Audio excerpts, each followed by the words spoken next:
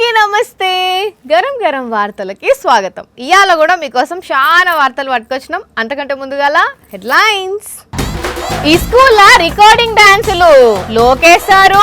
ఇవేనా పిల్లలకు నేర్పే చదువులు? మెట్రో స్టేషన్ లా ప్రియురాలతో దొరికిండు కొడుకు. ఆర్నే చేసింది అమ్మ ఎంగేజ్మెంట్. శ్రీమంతం జరిపిండ్రు షాప్ లో పనిచేసేటమకు. ఫిదా అవుతున్నారు యజమాని మంచితనంకు. బంగారు ట్రైన్ ఎత్తుకపోయింది పావురం. చూసి పరిశాన్ అయిండ్రు జనం. దోమల బాధకు ఆఫీస్ లో పండుకుంటున్న రాజేష్. నిండా చెద్దరు కప్పుకొని ఒకటే సౌండ్. ఓ పిల్లగాడు ఓ పిల్లని లవ్ చేసిండు. ఎటు పోయినా ఆమెనే ఇంట పెట్టుకొని పోతున్నాడు. ఓ రోజు అట్లనే పోతూ పోతూ ఓ మెట్రో స్టేషన్లో ఆగిండ్రు. కూసుండి మంచిగా ఈ లోకాన్నే మర్చిపోయి, తిన్నవారో బంగారం అంటే తిన్నా. ఏం కూర అంటే మాది కాకరకాయ. చేదు లేదా అంటే మా అమ్మ చక్కెరేసింది అన్నట్టే ప్రేమ కబుర్లు పెట్టుకుంటున్నారు. ఇక ఇంతల్నే సినిమాల విలన్ లెక్కన ఎంట్రీ ఇచ్చింది పిల్లగానమ్మ. ఇక అట్టే ఇంకా ఏమైందో చూస్తే మస్తు పరిశాన్ అవుతారు. ఇంగో ఈ పిల్లగాడే ప్రేమల మునిగిపోయి ఈ లోకాన్నే మర్చిపోయి మెట్రో స్టేషన్ లో ముచ్చట్లు పెట్టుకుంటా అమ్మ నాయనకు దొరికింది. పక్కనున్న ఈ పిల్లగాన అమ్మ నాయన. మరి కొడుకు లవ్వు గివ్వు అనుకుంటా గర్ల్ ఫ్రెండ్ పిల్లతో తిరిగితే అమ్మాయి ఊకుంటారా?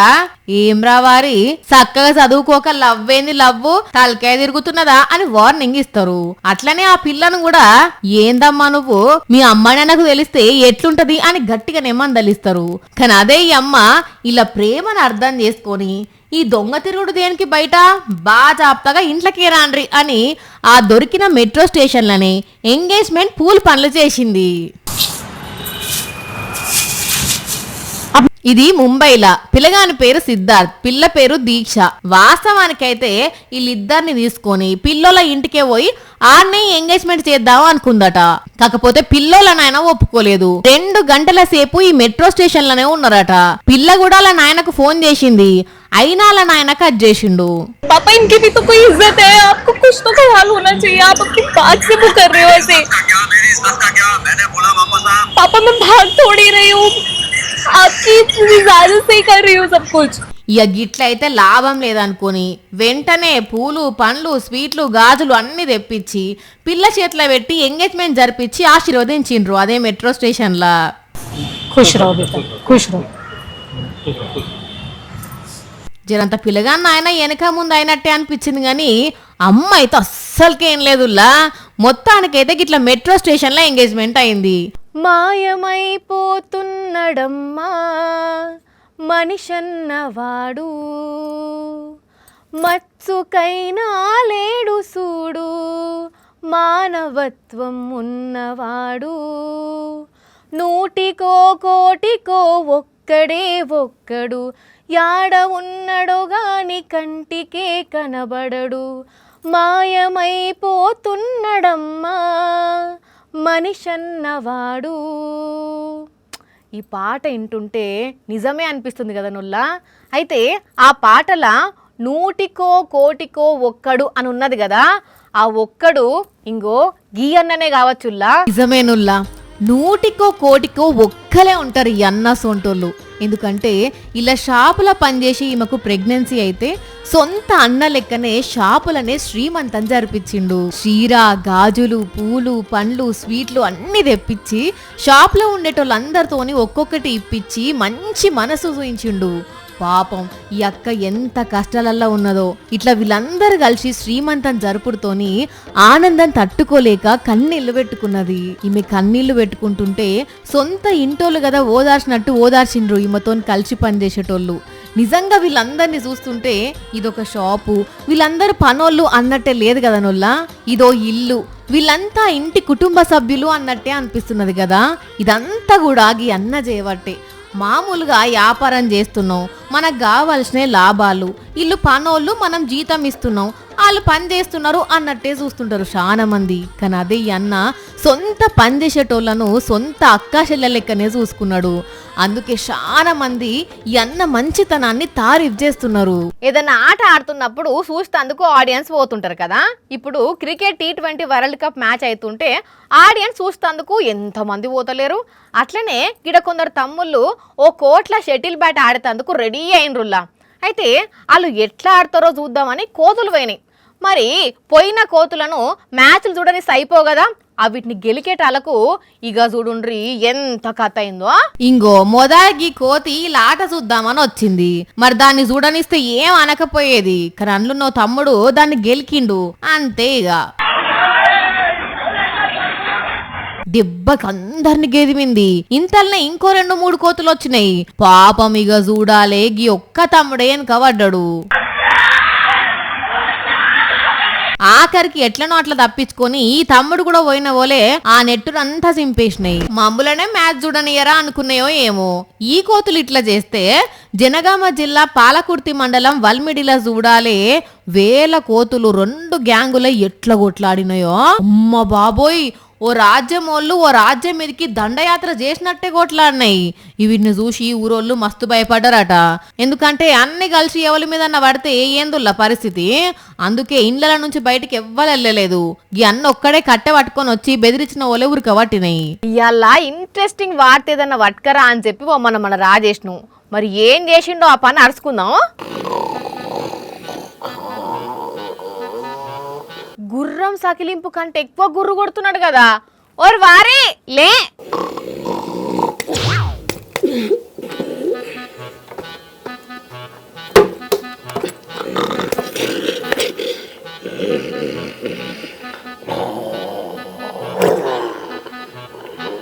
వీడేంది నిద్రలో గట్ల కొట్టుకుంటున్నాడు. నిద్రలో నడిచే అలవాటు ఉన్న వాళ్ళని చూసినాం కానీ అట్లా కొట్టుకునే అలవాటు కూడా ఉంటుందా ఎట్లా? ఒరేయ్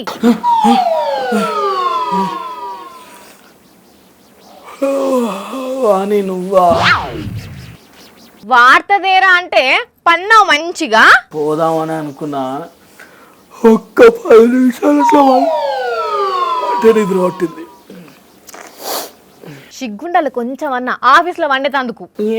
ఈ మాటలు పడొద్దనే నాకు నైట్ షిఫ్ట్ చేయమని చెప్పేది. రాత్రి పూట ఏం పని ఉంటది? దయ్యాలు తిరిగేయాల దాయి దాయి దమ్మ అని పాటలు పాడుకుంటావా? అచ్చా, నైట్ షిఫ్ట్ అయితే జరసేపు అటు ఇటు తిరిగి ఆరాంసే వండుకుందామనా? అబ్బా కాదు అని నిజంగా పని చేసేది. అందుకే పొద్దున పోయినాక వండుకుంటా ఇంట్లో. అదేంది రాత్రి పూట ఇంట్లో నిద్ర పడతలేదు. నిద్ర పట్టకపోడేంది?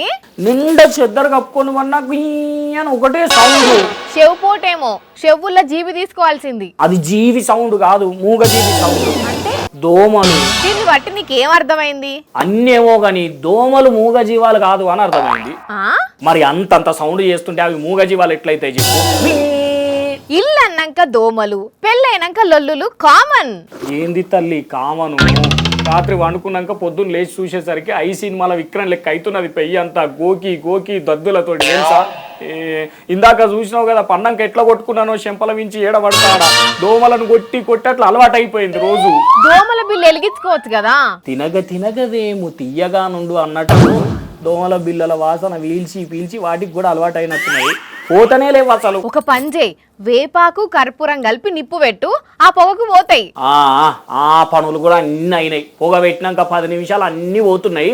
అటెంక దండయాత్ర, ఇది దోమల దండయాత్ర అన్నట్టే ఇంకొన్ని కలిసి వస్తున్నాయి. అయితే ఏమంటావు ఇప్పుడు? అందుకే నైట్ షిఫ్ట్ వేసినావు అనుకో, చక్కగా ఆఫీస్కి వచ్చి పని చేసుకుంటా. ఈడైతే దోమలు ఉంటాయి, మళ్ళీ ఇంటికి పోయినాక ఆరాంసే వండుకోవచ్చు. పొద్దుగాల దోమలు ఉంటాయి. నీకు ఒక్కనికే ఉన్నదా ఈ సమస్య? ఏమన్నా అందరికి అట్లనే ఉన్నది. రాజమౌళి కొడుకు SS కార్తికేయ ఆయన ప్రొడ్యూస్ చేస్తున్న సినిమా షూటింగ్ అప్పుడు ఫుల్ దోమలున్నాయి మా చుట్టూ అనుకుంటా ఒక వీడియో ఇడిస్తే దోమల కంటే ఎక్కువ స్పీడ్ గా తిరుగుతున్నది ఇంటర్నెట్ లా.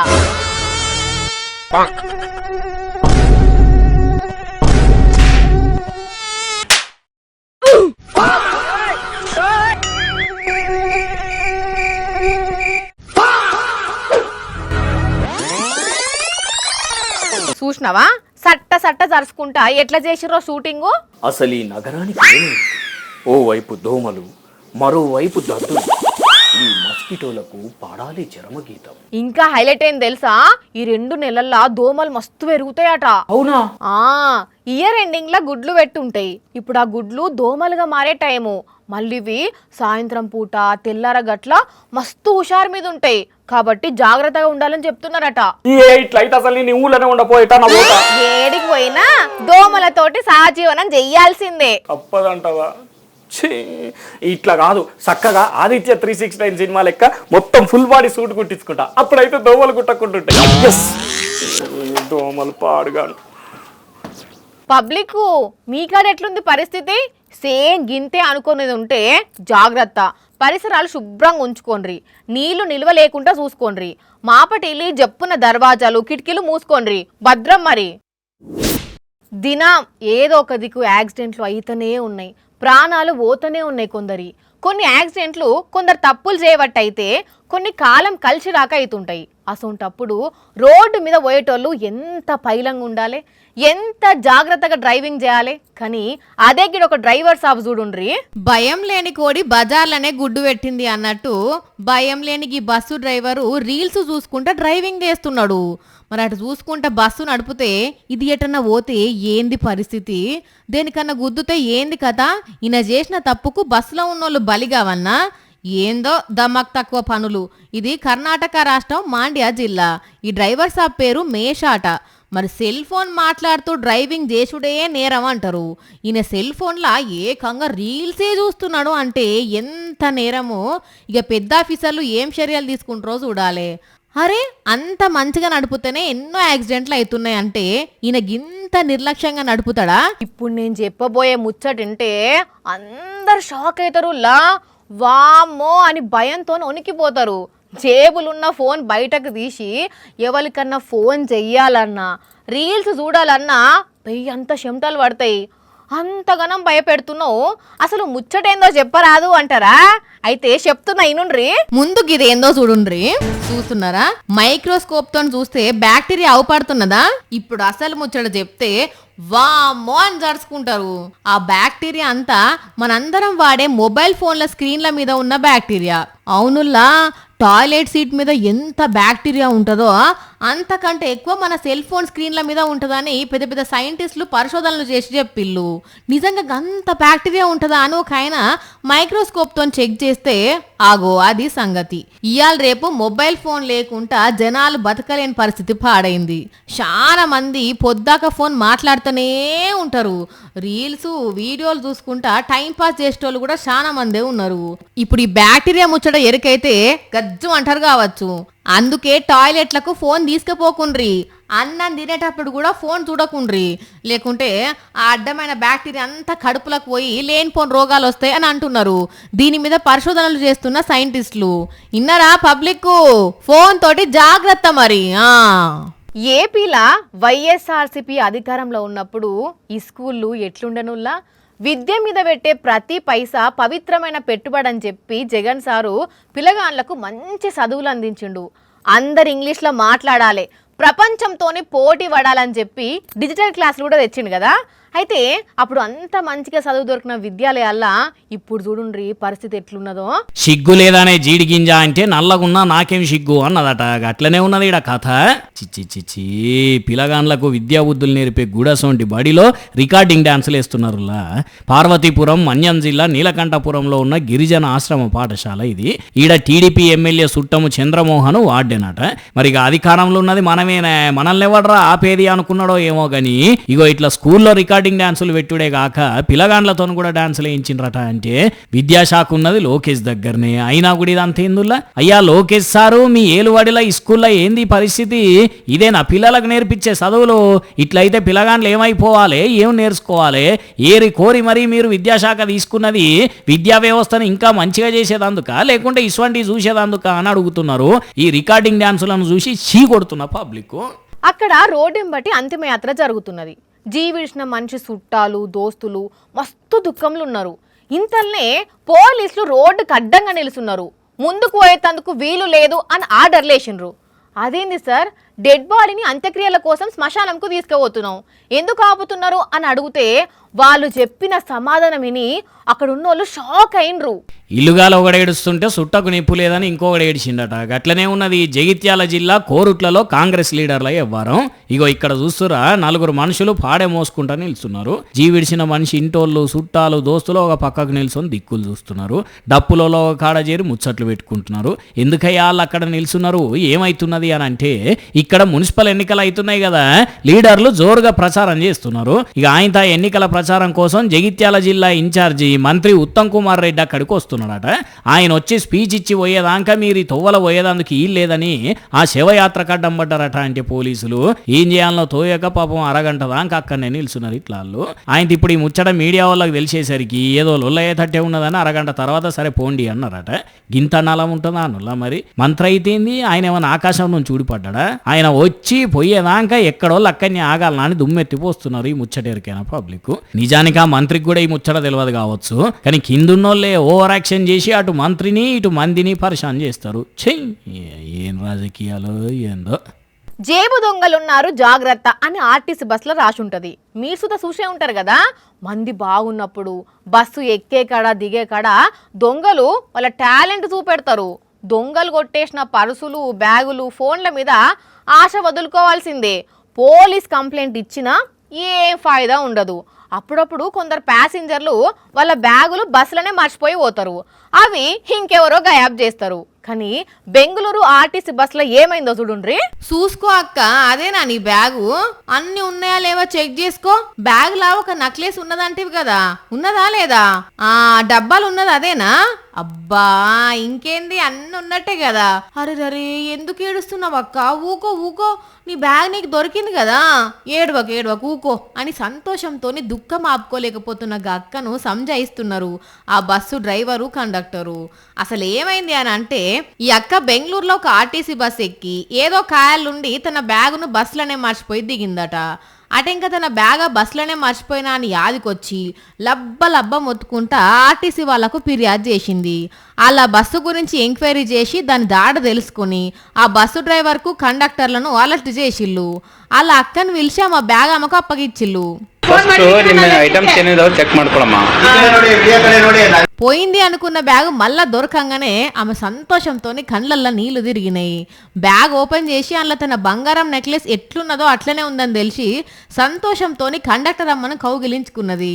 సోషల్ మీడియాలో వైరల్ అవుతున్న ఈ వీడియోను చూసి చాలా మంది ఆ డ్రైవర్ను, కండక్టర్లను మస్తు తారీఫ్ చేస్తున్నారు. ఇంకా ఉన్నారు అక్కడక్కడ గీసోండి నిజాయితీ కలిగిన కండక్టర్లు, డ్రైవర్లు అని కామెంట్లు పెడుతున్నారు. బంగారం కనబడితే చాలు, వామ్మో బంగారమా, ఇక మేమేడ బంగారం కొంటాం, మేం బంగారం కొన్నట్టే మెడలో వేసుకున్నట్టే ఈ మోపున పెరుగుతుంది, యాడికెళ్ళి తెచ్చి కొంటామని చాలా మంది బాధపడుతున్నారు. దొంగలైతే బంగారం కనబడితే సూటి పెట్టి ఎత్తుకపోతున్నారు కదా, అయితే ఒక్క దొంగలే బంగారం ఎత్తుకపోతలేరు. బంగారం మెడలేసుకోవాలని బుద్ధి ఉట్టిందో లేకుంటే మనుషులే బంగారం వేసుకుంటారా? మేము వేసుకోవద్దా? పావురాలైతే మాత్రం ఉత్త మెడతో తిరగాలని రూల్ ఉన్నదానికి ఇట్లా నారాజు అయిందో గాని, గట్టిగా మనసులు అనుకొని సీదా బంగారం కొట్టులకు పోయి ₹1,00,000 షైన్ ఎత్తుకొచ్చి మెడలు వేసుకున్నదిలా. ఇగో ఈ పావురం ఆగ చూడండి, పావురం మెడల షైన్ తెచ్చుకునేందుకు ఓనర్ ఎట్లా ఇబ్బంది పడుతున్నాడో, జనాలు ఎట్లా గుమిగుడి నవ్వుతున్నారో. రాజస్థాన్ రాష్ట్రం పావురం ఇది. దుకాణం ముంగటికి వచ్చి అటు ఇటు తిరుగుతుంటే పావురమే కదా తిరుగుతేంది అనుకున్నాడట. కానీ ఒక్కటే సెకండ్లో అట్లా లోపలికి వచ్చి నోటితో పట్టుకొని బిల్డింగ్ మీద వాలేసరికి ఒక్కటేసారి సుక్కలు చూసిన ఓనరు జనాలందరినీ పిలిచి లబ్బ మొత్తుకుంటా ఆఖరికి పావురం కా నుంచి అయితే ఇందాకిచ్చుకున్నాడట. కానీ చిత్రంగా ఉన్నదిలే ముచ్చట. పావురం ఏంది, దుకాణంలోకి పోవుడేంది, షేనెత్తుకొచ్చుడేంది, మెడలేసుకునేది చెప్పుండ్రి. ఇగో ఇట్లున్నది దునియాల బంగారం మీద ఆయుష్. ఇక ఈ ముచ్చట ఇట్లుంటే గిజ్జుడండి. అబ్బరే బిడ్డ, దొంగోని పంట వండినట్టే అని అనుకున్నారులే. కానీ ఇది పప్పులు ఉడకలేదల్లా ఈడిట్లా పలక కొడుతుంటేనే పోలీసులకు ఇన్ఫర్మేషన్ వచ్చేసరికి వాళ్ళు వస్తున్న సప్పుడిని నిమిషంలో అనేది తప్పించుకొని పోయిండు. కాకినాడ జిల్లా తునిలో జరిగింది ఇది. కానీ చూడండి ఈయనకి ఎంత ధైర్యమో, SBI ATMకి సూటి పెట్టిందంటే మామూలు మాటలా. కానీ ఎక్కడ దొంగలు ఏమో పోన్రి, బంగారం డబ్బులు కనబడితే కళ్ళల్లో నిప్పులు పోసుకుంటున్నారు. చూసిరు కదా, ఇవి ఇవాల్టి గరం గరం వార్తలు. మళ్ళొచ్చే ఎపిసోడ్లో ఇంకిన్ని గరం గరం వార్తలతో కలుద్దాం. మన టైం అయితే గుర్తుకున్నది కదా, రాత్రి 8:30కు, మళ్ళీ పొద్దుగాల 8:30కు. మర్చిపోకుండా చూడండి. టాటా.